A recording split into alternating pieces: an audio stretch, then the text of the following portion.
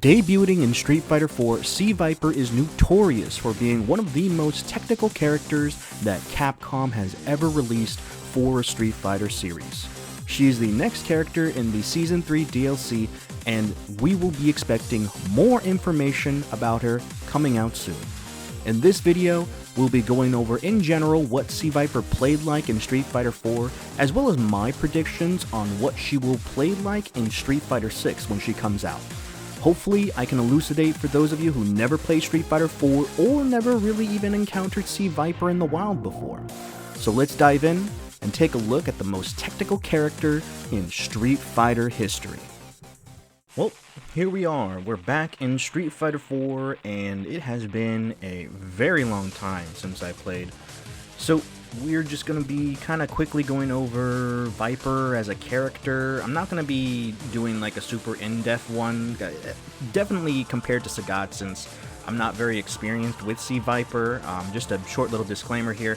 A lot of this is just sort of the experiences that I've had playing against Viper players when I was playing Street Fighter 4, and also I did do like a sort of how to say, a touch-up, you know, like revisiting her through Jace the Ace Viper tutorial, which is a very good video if you wanted to just sort of get more of a condensed sort of like feature of what makes Viper so difficult, right? But yeah, let's just go ahead and just start exploring Viper.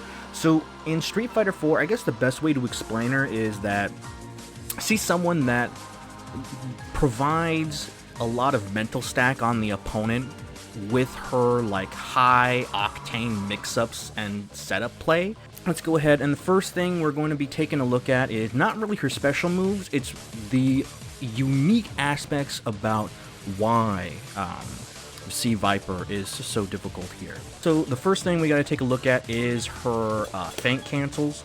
So if you were to look at her command list here, so you see her Thunder Knuckle and her Seismic Hammer, or Seismo for short, are able to be canceled out of their starting animation if you were to quickly put in 2 punch buttons, right? So what makes Feint such a difficult ask for a C.Viper player is that you're constantly doing it while also picking and choosing when you need to do it, right? So, as an example, you could be harassing your opponent with a, you know, Thunder Knuckle, crouching forward into a Thunder Knuckle, right?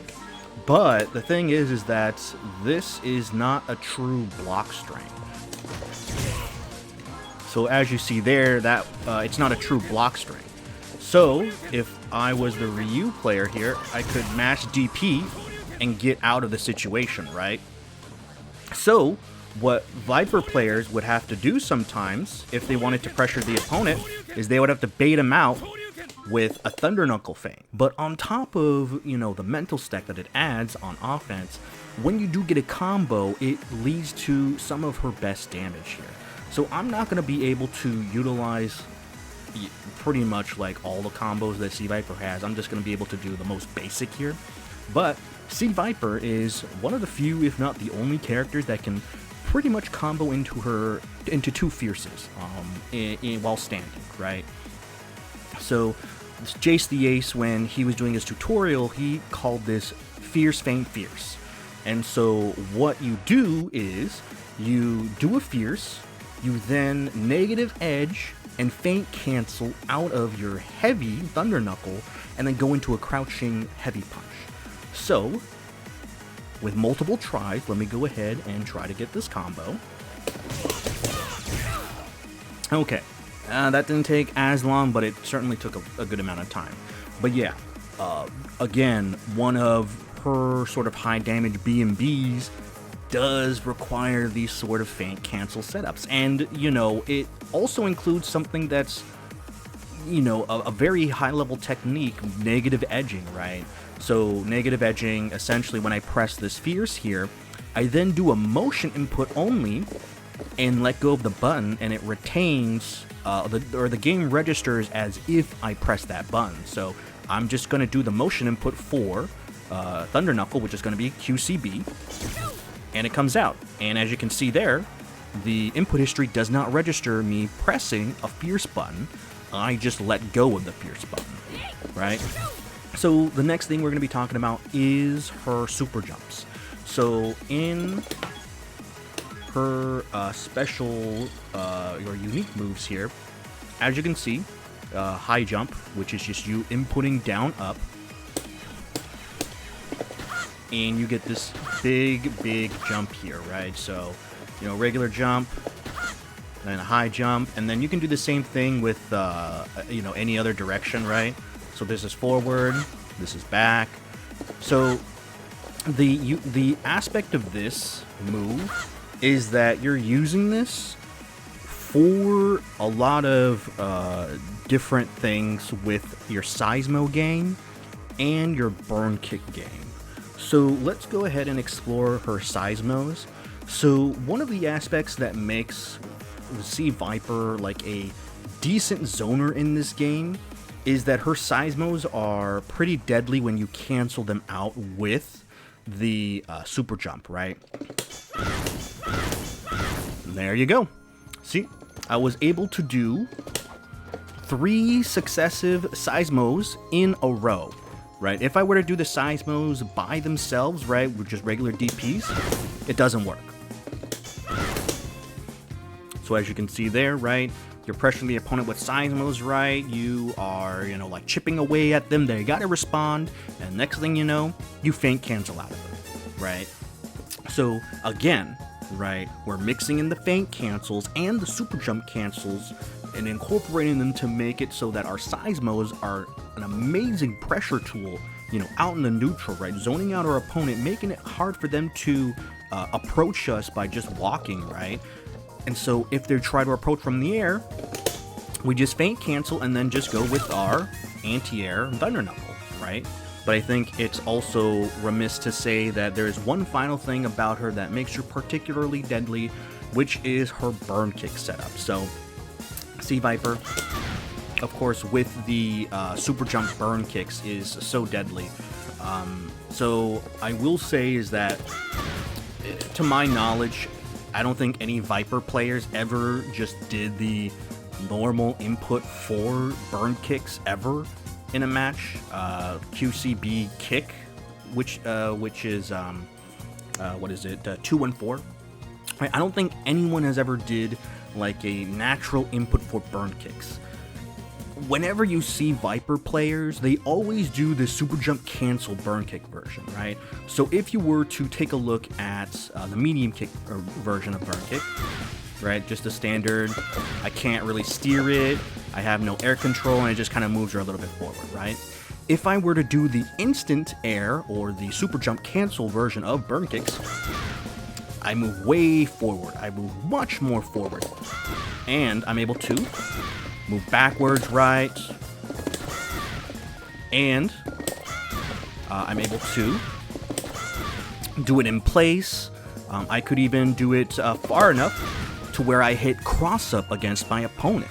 So all Viper players, they always do like the super jump cancel version of burn kicks because there's such a high degree of mobility when you do these super jump cancels. And the reason why you would do this is, again, multifaceted, because one, you are trying to add to this sort of mental stat game, right? So like I said before, you're like pressuring your opponent in the neutral, you know, you're going for these Thunder Knuckles and then like these Thunder Knuckle feints, and then next thing you know, you want to just go for the, you know, burn kick into your opponent's face. And, you know, hit them cross up, hit them forward. And so, you know, this is a good way to kind of just kind of get in front of your opponent's face and pressure them, right? With the Thunder Knuckles, right? You're always going to be, you know, either doing it and possibly thinking of feinting your opponent to bait them to do some sort of reversal, or as a way to like combo into, you know, your buttons here, right? And of course Seismo, where again you're gonna have to do some very high execution inputs. Unfortunately I can't do them, but yeah, see, so even though she has 3 special moves, in reality, it could technically be like 10 or 11, right? Because there's just so much degree of like flexibility with her toolkit due to the super jump and the feints, you know? So yeah, I mean, in summary, a very high execution character. She plays almost nothing like any of the Street Fighter characters that we are accustomed to in Street Fighter 6, really. And because of that, you know, what does that mean for Viper when she gets into Street Fighter 6? And I don't want to be a downer, but unfortunately, the summary of this video is going to be Capcom is unfortunately going to simplify her to a degree, right? We've seen this with Sagat, unfortunately, where they've taken away his 6 fireballs. He now only has 3, which had their own distinct purposes, right? And not only that, but he took away his Feint Cancels too. So, you know, reducing Sagat's sort of complexity and making him more straightforward. And that is going to be what C.Viper is going to be in Street Fighter 6. So the first thing I want to talk about is what's going to happen with the feints and the super jumps, right? So I think in general, they're just going to take it out, straight out. I think they're going to take out the Feint Cancels. You're not going to be able to, you know, do this anymore, right? You're not going to be able to cancel your specials and immediately go into feints, right? Same thing with super jumps. I don't think it's really possible for Capcom to really consider this and keep it in the game. In particular, the reasons why is that, you know, these 2 types of unique aspects of C.Viper certainly feel in a way like maybe rule-breaking moves in Capcom's eyes, right? Capcom has made it very clear, to me at least, that they really want you to be fighting the system and not the characters themselves, right? So even though, you know, Rashid, Chun-Li, Cammy, Ryu, Ken, they all might have different aspects that have, you know, a certain play style about them that you have to be aware of, and they have different special moves with different properties. The system as it is, right, their low forward drive rush into, I don't know, jab or throw or medium punch, right, it all kind of ends up being the same in a way, right? Something like this, I feel as though that Capcom is not particularly going to like, you know, at all. So what will this mean for C.Viper? Will she have some sort of feint mental stack game? And I do believe she will, but it will more than likely end up being like Deejay. Deejay, where his special moves, it's essentially the lights where they are feints themselves. So, for example, if you want to do, you know, a Thunder Knuckle feint, you basically just do quarter circle back, light punch now, right? If you want to do a fake burn kick, then you do quarter circle back, light kick. Same thing with Seismo, right? So I think that they're going to make it so that the light buttons or the light versions of her special moves are going to be feints now. And the medium and the hard or the fierce versions of her specials are going to also have these sort of different properties that have, you know, very distinct purposes, right?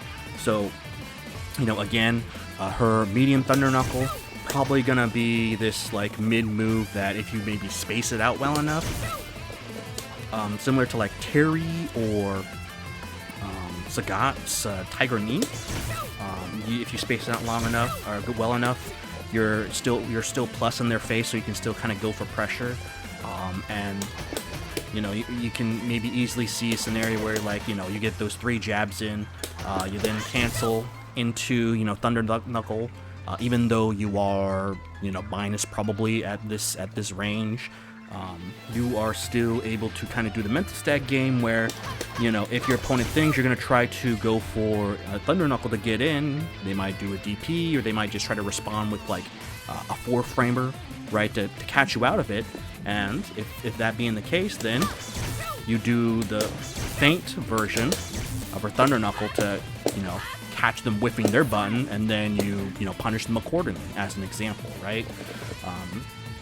Same thing with her Seismo's You know, you go ahead, try to zone your opponent right, and I think her Seismos in particular is going to be more useful, considering that in this game, you know, you have certain fireball characters that can be very annoying, right? First one being like JP, Dalsum, Guile, right? If you're able to, you know, have a projectile that is unique, which is it comes up from the ground, right? It might be a very positive trade for you because, you know, you knock them up, right?